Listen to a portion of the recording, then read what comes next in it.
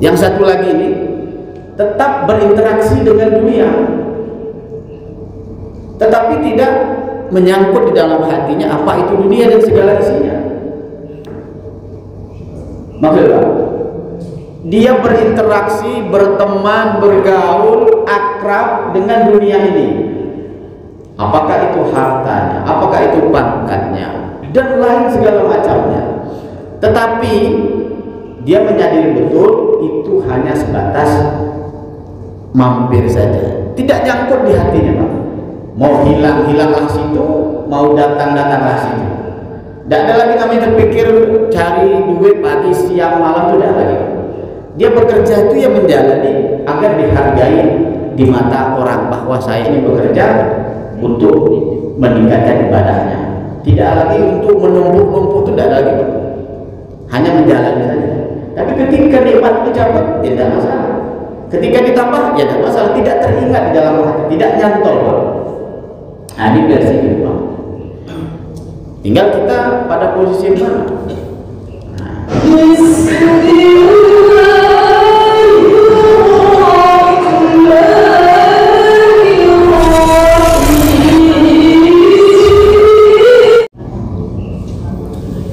Assalamualaikum warahmatullahi wabarakatuh. Alhamdulillahirabbil alamin. Nahmaduhu wa nasta'inuhu wa nastaghfiruh.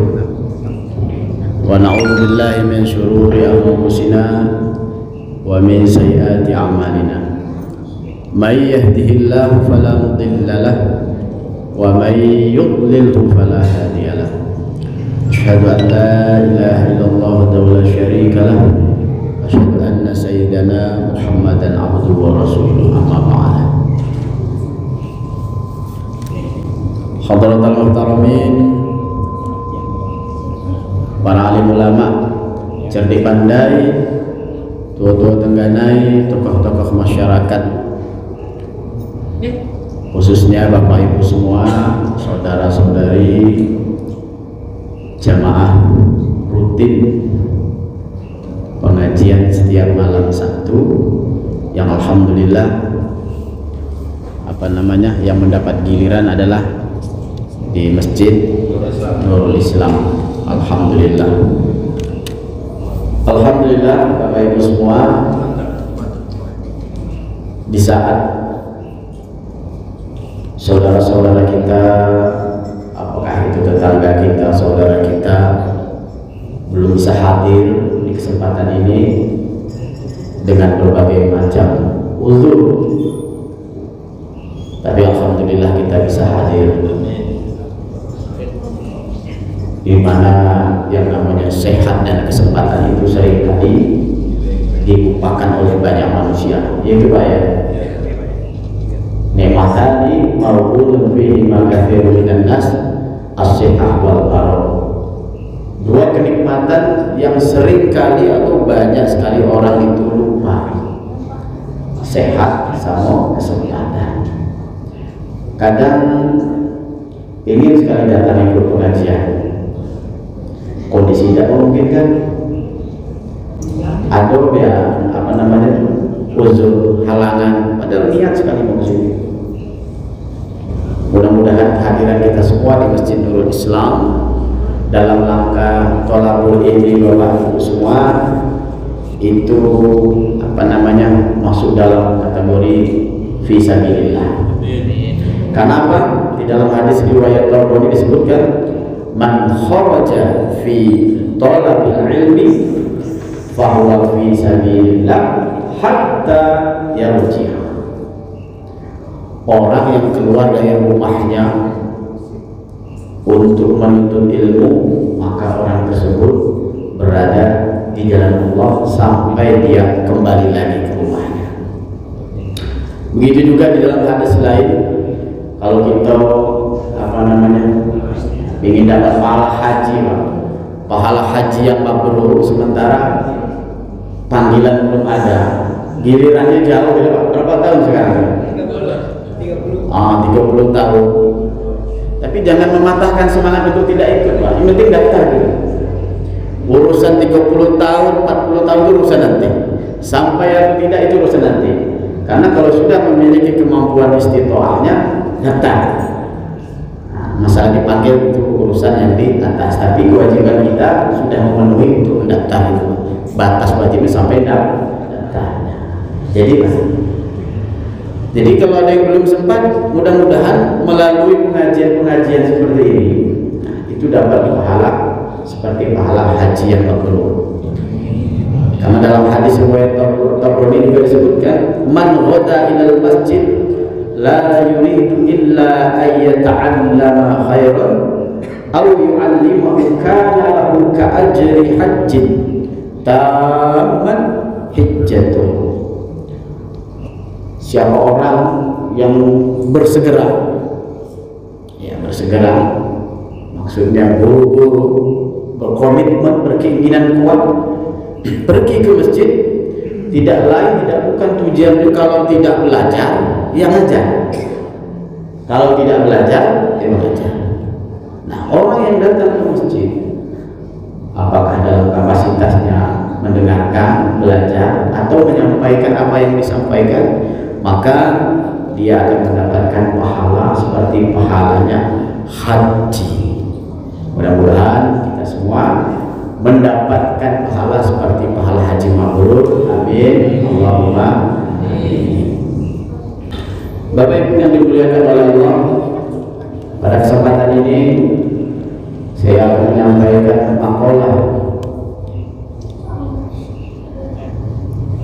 makalah yang ke-10. Bismillahirrahmanirrahim. Wal maqalatul 'ashirah. An ba'd az-zuhad wa hum alladhina ihtaqaru ad-dunya wa lam yubalu biha bal akhadhu minha qadra daruratihim. Man aznama dhanban wa huwa yadhaku fa inna Allaha yudkhiluhu an-nar wa huwa yabki wa man ata'a wa huwa yabki fa inna Allah ta'ala yudkhiluhu al-jannata wa huwa yadhhak. Jadi ibarat ini disampaikan atau diriwayatkan dari sebagian para orang-orang zuhud. Orang-orang zuhud itu yaitu humul ladzina ihtaqaru dunya, mereka yang tidak peduli, orang yang meremehkan dunia. Walam yubalu, mereka tidak peduli dengan dunia, mereka hanya mengambil dunia itu, hal ihwal yang berkaitan dengan dunia itu sekedar survive saja, sekedar kebutuhan mereka saja untuk bertahan hidup. Itu zuhud. Ya, dalam perspektif tasawuf, idealnya kita itu atau orang-orang Islam itu memahami apa yang disebut dengan zuhud. Apa Pak? Zuhud. Agar tidak terjadi seperti itu, ketika kita diamanahi kekayaan, kita memahami esensi kekayaan yang dititipi oleh Allah itu. Ketika kita memiliki jabatan, kita memahami esensi titipan jabatan itu. Ketika kita dititipi kesehatan oleh Allah, kita memahami betul esensi daripada titipan kesehatan itu. Nah, jadi kalau kita memahami zuhud, insyaallah di dalam mengarungi realitas yang ada ini, insyaallah kita selalu ingat dengan Allah Subhanahu wa ta'ala. Maksud saya begini, zuhud itu apa sih? Ini kan kalam yang disampaikan oleh para ulama-ulama yang zuhud. Al-ba'd zuhad. Jadi orang zuhud itu orang yang tidak peduli, orang yang meremehkan dunia. Dia hanya mengambil sekedar saja dari dunia. Isi dunia itu ya seperti yang kita rasakan, Pak. Isi dunia itu apa? Isi dunia itu ya hum syahwati minan nisa wal bani wal qanatiril dan seterusnya. Itu isi dunia. Dan pandangan orang tentang zuhud ini bermacam-macam. Tapi kalau saya lihat Pak, dari berbagai macam definisi, kalau secara bahasanya kan apa namanya, rogaba an syai'in wa taraka, gitu. Tidak terlalu cinta, tidak terlalu peduli dan meninggalkannya. Maksudnya apa? Mengosongkan dunia, ya, mengasingkan diri dari dunia untuk beribadah kepada Allah Subhanahu wa taala. Kalau secara terminologinya, istilahnya itu banyak pendapat-pendapat para ulama tentang zuhud. Tetapi saya ingin menyampaikan bahwa zuhud itu dari berbagai macam pendapat itu saya lihat ada dua. Yang satu memang secara total meninggalkan dunia. Maksudnya bukan mati, bukan, meninggalkan kepentingan-kepentingan duniawi. Dia hanya sibuk untuk ukhrawinya saja. Masjid, rumah, masjid, bahkan di dalam masjid saja, ibadah saja. Terkadang melupakan kewajiban-kewajiban dia sebagai seorang muslim. Apakah dia, kalau dia laki-laki, kewajiban dia sebagai seorang suami. Kalau dia perempuan, melupakan kewajiban-kewajiban sebagai seorang istri atau seorang wanita.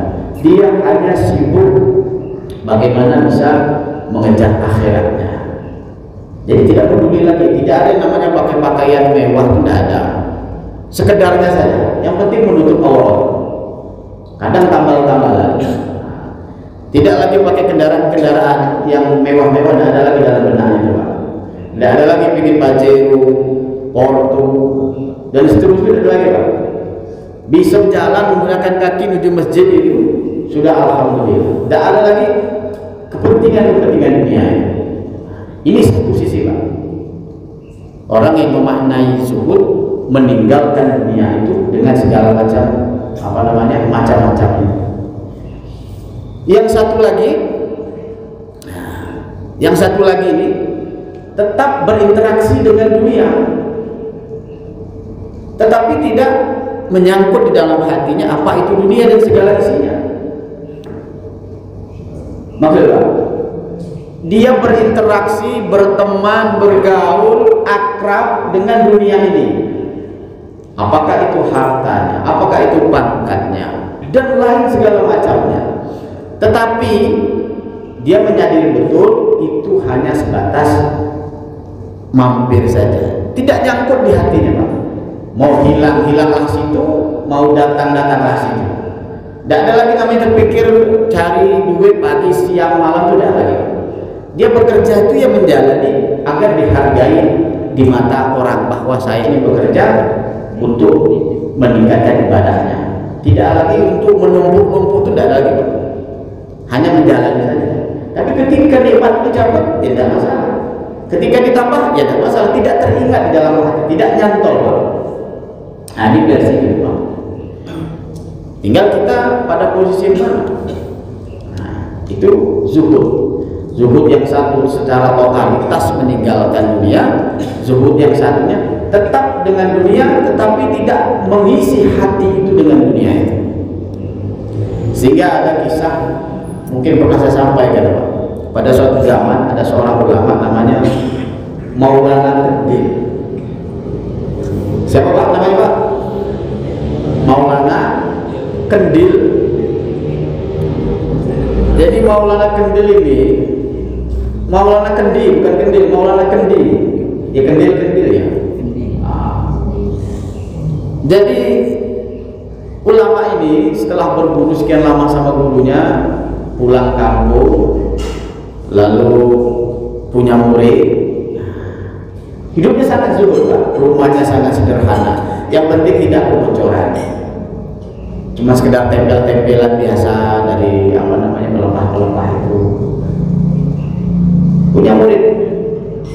Nah, satu ketika dia ngomong sama muridnya,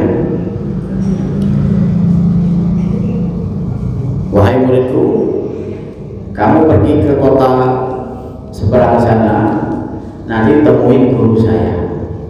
Kalau sudah ketemu sama guru saya, sampaikan salam saya, minta nasihat dari gurunya." Singkat cerita, muridnya ini ketemulah sama gurunya tadi, tetapi di luar pikirannya, di luar praduganya, Gurunya seorang yang zuhud terhadap dunia, tidak mewah-mewahan terhadap dunia, itu berbalik 180 derajat dengan gurunya. Rumahnya mewah, kendaraannya banyak, pembantunya banyak, perabotannya bagus-bagus, pokoknya gemerlap dengan duniawi, Pak. Nah, lalu sama sang guru tadi, gurunya tadi bilang, nanti sampaikan salam saya sama gurumu ya, maksudnya kepada muridnya sendiri. Pesan saya sampaikan kepada gurumu agar lebih zuhud lagi. Pesannya gitu, agar lebih zuhud lagi. Bingung muridnya ini, Pak. Gurunya sudah susah hidupnya, serba kekurangan, bukan cukup serba kekurangan, cuman memiliki hartanya cuman kendi itu, Pak. Makanya dinamakan dengan Syekh Kendi tadi itu, atau Syekh Kendi. Cuman punya harta satu-satu, sayang cuma kendi itulah, Pak. Disitulah dia bisa minum, disitulah dia bisa ambil wudhunya. Nah, tiba-tiba kakek gurunya ini pesan, sampaikan ke gurumu agar lebih zuhud lagi. Nah, balik dia singkat kisah ketemu gurunya. Macam mana murid? Sudah ketemu kakek guru tadi? Sudah guru. Apa pesannya? Pesannya guru agar guru itu lebih zuhud lagi. Seketika guru itu nangis, Pak. Gurunya tadi itu nangis. Langsung evaluasi, muhasabah, introspeksi diri. Gurunya cuma pesan satu, agar lebih zuhud lagi. Teringat dengan keadaannya, apalagi yang membuat saya ini kurang zuhudnya. Rumah saya sangat kurang, jauh dari cukup. Ekonomi saya juga begini, yang lain juga begitu. Langsung nangis ketika teringat. Apa yang dilakukan, Pak? Dipecahkannya kendi itu, Pak. Harta satu-satunya dipecahkan. Kenapa? Kendinya Syekh Maulana Kendi sudah masuk ke dalam hatinya. Dia sangat sayang. Ibu tahu kendi, Bu? Tahu. Pak Jiro? Bortun? Itu kendi, Pak. Bu, ulama itu kendi itu yang bikin dia terlalu sibuk mikir kendi itu. Nanti kalau kendi dipecah macam mana, sibuk teringat dengan kendinya, karena itulah sarana dia untuk ibadah. Jadi dia sadar, oh ternyata guru saya itu memerintahkan saya untuk zuhud lagi gara-gara asbab kendi ini nyangkut di hati saya. Tapi yang lebih heran muridnya, Pak. Masa cuman sebuah kendi, sementara kakek gurunya tadi fortunnya banyak, kalau sekarang bisa lagi pajirunya banyak, sawitnya berhektar-hektar, pembantunya banyak, kok tidak zuhud? Oh ternyata, nah gurunya tadi, kakek guru tidak nyangkut di sini, tidak nyangkut di hatinya terhadap kepemilikan harta itu, belas, kalau bahasa Jawa, belas dan nyangkut. Jadi kalau ngambil kunci, ibarat ada mobil banyak, ada Fortune, ada Pajero, ada pick up, ada sedan, digantung, itu tidak mikir kalau mau berangkat tuh naik yang mana tuh tidak, Pak. Keluar, ambil kunci. Kalau tak ambil yang pick up, ya pick up. Kalau tak ambil sedan, ya sedan. Tak ambil yang truk, ya truk. Kalau kita mau keluar rumah, apalagi nak kondangan, itu apa yang kita ambil? Iya, ketemu kawan nih. Kalau bisa ingin menampilkan sebaik mungkin, ingin menunjukkan saya itu lebih. Mana kunci mobil ini yang mewah, mana yang Alphard tadi, Alphard mana ya? Agak misalnya namanya mata tidak nampak, lagi mirip-mirip, pasti nyari dulu, Pak. Tapi itu di jamaah sana, Pak. Kalau kita mana yang dapat ada, Pak? Tetap ambil kunci motor ya, naik motor, namanya buru-buru. Rupanya itu, Pak. Jadi rupanya perspektif yang satu ini hidup dengan dunia tetapi tidak menyangkut hatinya dengan dunia. Contoh lain Pak, Utsman bin Affan itu kaya Pak, sahabat Nabi kaya itu. Utsman bin Affan, Abdurrahman bin Auf itu kaya-kaya, saudagar-saudagar, miliarder itu Pak. Tapi tidak dengar di hatinya. Kalau namanya sedekah, yuk jor-joran, tidak ada mikir lagi, jujuran. Kalau sebagian orang kadang nggak sedekah kan mikir, cari duit itu yang terkecil, cari orang yang terkecil. Saya ada dapat cerita dari kawan itu, seorang mu'alaf, orang kaya di Jambi, kemarin cerita. Bos saya tuh bang, baru mu'alaf, menguasai perekonomian di Jambi katanya. Kalau namanya kotak Jumat itu kalau sekali keliling itu 2 juta. Nabi itu tidak mikir, ringan tangan, dermawan, sah. Nah, kalau kita kan 10.000, 5.000, atau 50.000, 100.000 paling tinggi. Kalau di kantong tuh banyak itu mikir-mikir ya 100, 50. Nah, ada pilihannya itu kan tiba-tiba jatuh yang terkecil. Sehingga kata kawan saya tadi, dia agak keras, agak pemahamannya Pak. Sumbangan 10.000 bang, tapi minta masuk surga katanya. Saya diam aja kan. Ada dia agak keras Pak. Kadang kita bang, Islam ini dihancurkan sama diri kita sendiri, sama umat Islam ini. Kalau giliran sesuatu paling kecil, tapi kalau nuntut minta yang banyak, minta yang besar, ingin masuk surga. Kadang sedekah dikit, doanya banyak. Ngasih ke rumah pesantren, doanya minta banyak, hajatnya besar. Nah, itu. Jadi seperti itu Bapak. Utsman bin Affan, Abdurrahman bin Auf, atau Imam Malik, gurunya Imam Syafi'i, itu kalau ngaji ngajar wah itu mewah, bajunya bagus, ahli hadis. Atau Imam Abu Hasan Asy'adzili, pernah dikritik sama jamaahnya, berbicara tentang zuhud untuk tidak hubud dunia. Jamaahnya dalam hati ngomong, macam mana Pak Kiai itu, gimana Syekh berbicara tentang zuhud, tapi dia mewahnya minta ampun. Karena seorang wali, langsung dijelaskan seketika oleh Syekh Abdul Hasan Asy'adzili, Pak. Saya berpakaian jubah mewah seperti ini ingin menunjukkan bahwa saya bersyukur atas nikmat yang diberikan oleh Allah. Jadi dia berpakaian indah, bagus itu lagi-lagi dalam konteks syukur. Gitu. Jadi ditampakkan, wa amma bi nikmati rabbika fahaddits. Nikmat yang diberikan itu ditampakkan. Tapi mudah-mudahan kita tadi ya Bu ya, ketika mau kondangan tadi ngambil apa tadi kuncinya dulu, ingin menunjukkan nikmat dari Allah. Mudah-mudahan seperti itu. Malah ya kunci alfa tadi aku menunjukkan betapa sayangnya Allah itu sama saya. Itu butuh proses. Butuh proses itu. Memang pertama adalah apa namanya itu, ingin menunjukkan ya Pak ya, nah, ini saya orang kaya. Pertama, dapat manusiawi itu Pak, bertahap tapi nanti naik. Nah, yang ketiga itu tidak ada lagi mikir mobil itu.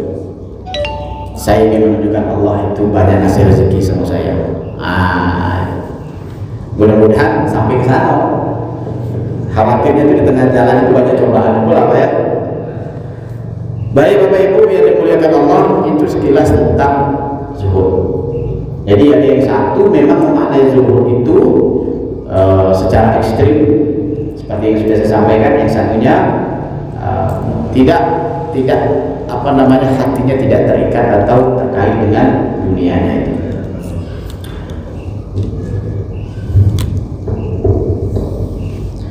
Kata ulama ahli zuhud tadi Pak, orang-orang zuhud tadi, man aznaba dzamban ay tahammuluhu, ketika seseorang melakukan perbuatan dosa, dia memikulnya, dia melakukannya, melaksanakan, mengemban dari perbuatan dosa itu, wa huwa yadhaku, sementara dia happy, Bahagia indikatornya apa? Tertawa, Pak. Dia melakukan dosa, dia juga tertawa. Kata Syekh Nawawi, ay wal halu annahu yafrahu bi tahammulihi. Keadaan dia itu sangat senang, bergembira, ya, ketika dia melakukan perbuatan dosa. Fa inna Allaha yudkhilun nar wa huwa yabki.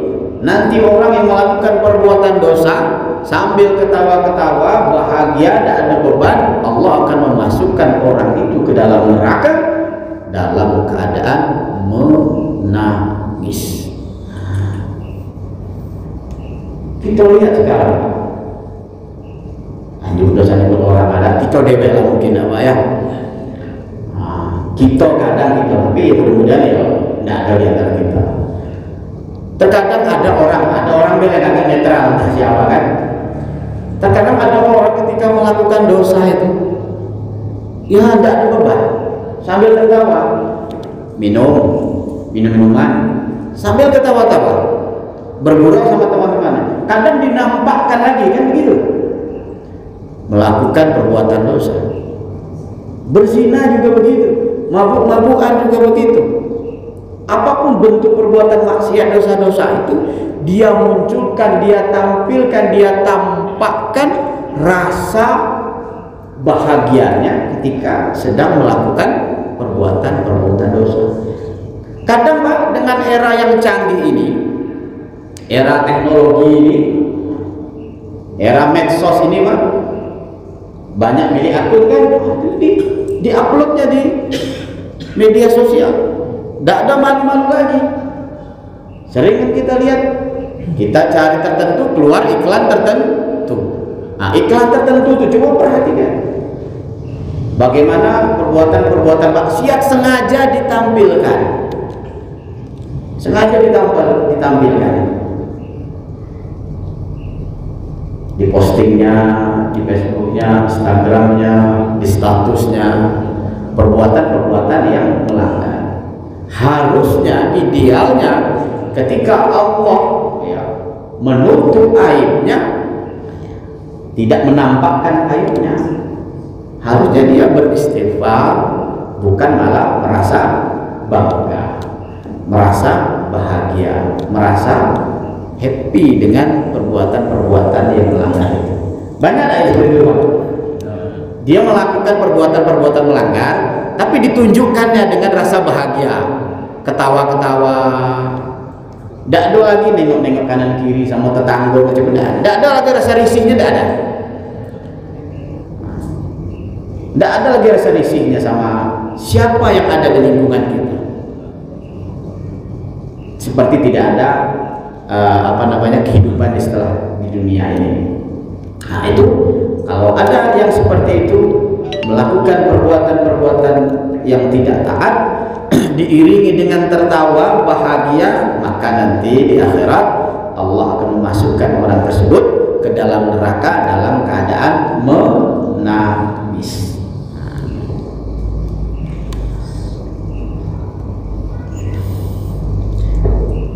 Kemudian harusnya orang yang melakukan perbuatan-perbuatan tadi, harusnya kan dia kewajibannya, haknya itu ayyan dama wa yastaghfirullah ta'ala lidzalik. Harusnya orang yang melakukan perbuatan-perbuatan itu ya seharusnya dia menyesal telah berbuat, menampakkan kebahagiaan itu, harusnya begitu, dan juga diiringi dengan meminta ampun apa yang sudah dilakukan. Itu idealnya begitu. Kemudian waman ata'a wa huwa yabki hayaan minallahi ta'ala wa khaufan minhu ta'ala ala taqsirihi fi tilka ta'ati. Dan barang siapa yang melakukan kebajikan-kebajikan, ketaatan-ketaatan, amal sholihat diiringi dengan menangis, dia melakukan ketaatan sambil nangis, nangisnya itu hayaan minallahi ta'ala, malu kepada Allah Subhanahu wa taala, atau khaufan minhu ta'ala ala tafsirihi fi tilka ta'ah, malu atau dia takut kepada Allah disebabkan atas kelemahan-kelemahan dalam dia beribadah, kekurangan-kekurangan dia dalam melakukan ketaatan-ketaatan. Jadi kalau ada orang yang beribadah kepada Allah, yang melaksanakan ketaatan-ketaatan, dia sambil nangis Pak, menyadari betul apa yang dilakukannya, fa innallaha ta'ala yudkhilul jannata wa huwa yadhhak. Nanti Allah akan memasukkan orang tersebut ke dalam surga dengan atau dalam keadaan tertawa. Nah, ini kebalikan yang pertama tadi. Kalau pertama tadi masuk nangis, kalau yang kedua tadi masuk tertawa. Kita pilih yang mana Pak? Pilih yang kedua. Kalau pilih yang kedua, mari kita beribadah hayaan atau khaufan. Jadi orang nangis beribadah itu ada tiga Pak. Ada karena malu dengan Allah atas kelemahan-kelemahannya dalam beribadah. Saya ini tidak maksimal ya Allah, sholat saya banyak kurangnya, banyak ininya, banyak itunya. Atau karena takut kepada Allah karena banyaknya kesalahan-kesalahannya. Nah, yang ketiga itu karena cinta. Ini yang karena rindu pada Allah Subhanahu wa taala. Jadi kalau ada orang nangis beribadah itu kita lihat Pak, kalau dia nangis dalam ibadah, apa sholat atau zikir, dia teringat dosa-dosanya, berarti dia nangis karena takut Pak. Ada orang beribadah sambil nangis, sholat sambil nangis, berarti dia takut karena sudah melakukan kesalahan-kesalahan. Tapi kalau ada orang beribadah nangis di dalam kesinambungan ibadahnya, melaksanakan ibadah-ibadahnya, berarti dia menikmati ibadahnya tanpa ada jejak kesalahan-kesalahan yang sudah pernah dilakukannya. Kira-kira Bapak kan sering nggak lihat orang zikir nangis-nangis Pak ya?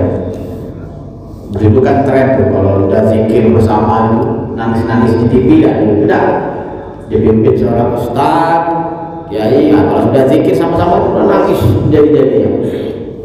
Itu baiklah Pak. Cuma kalau bisa kalau malam jangan nangis dulu. Ibu pernah tak kalau malam-malam sholat zikir nangis? Pernah? Ingat siapa itu pertanyaannya. Ada tak karena takut sama Allah, karena malu sama Allah, rindu sama Allah, atau teringat masalah yang banyak tadi minta diselesaikan?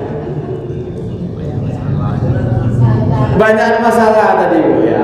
Saya teringat apa kata Gus Bahar, kalau kamu sholat malam karena banyak minta, banyak kendak sama Tuhan, lebih baik tidur saja. Allah tinggi makna apa yang kata Gus Bahar. Artinya beribadah itu bukan tidak boleh minta sama Allah, bukan. Seiring perjalanan waktu kita beribadah itu bukan karena makhluknya, takut dosa ujungnya neraka, pingin pahala endingnya surga. Dan itu kita itu pinginnya itu sang pemilik surga. Nah, maka kalau sholat malam banyak mintanya, lebih baik tidur saja. Tapi bagi kita yang awam-awam, kita tingkatkanlah sholat malam kita. Seiring perjalanan waktu ya kita yakinkan bahwa semata-mata ibadah itu kholisun liwajhillah. Ada setengah jam sudah Pak?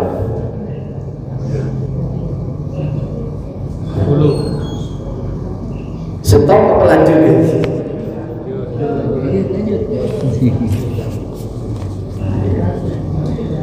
Kalau nanti ada yang ditanya nggak apa-apa. Anjir Pak ya. Karena saya sesuai sponsor tadi. Sesuai sponsor 30 bela Pak. 30 katanya. Kalau nanti ada yang mau ditanya silahkan. Kalau enggak ada saya lanjut. Ntar Pak ya, saya lanjut dikit ada.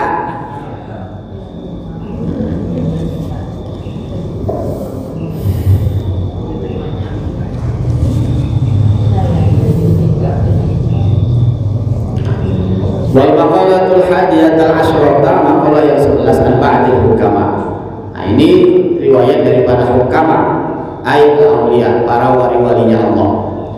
Kata para wali-walinya Allah itu, la tahkiru az-dzunub as-sighar. Jangan kamu menganggap remeh dosa-dosa kecil. La ta'udduha sigharan. Jangan kamu bilang, kamu anggap, kamu hitung dosa-dosa kecil, perbuatan dosa itu sebagai dosa kecil. Fa innaha tatasya'abu minhal dzunub al-kibar. Karena dari dosa-dosa kecil itu akan melahirkan dosa-dosa besar. Wa aidan rubbama yaqulu ghadabullah ta'ala fi tilka sighar. Dan juga terkadang Allah itu marah ketika seseorang itu berada ketika melakukan dosa-dosa kecil.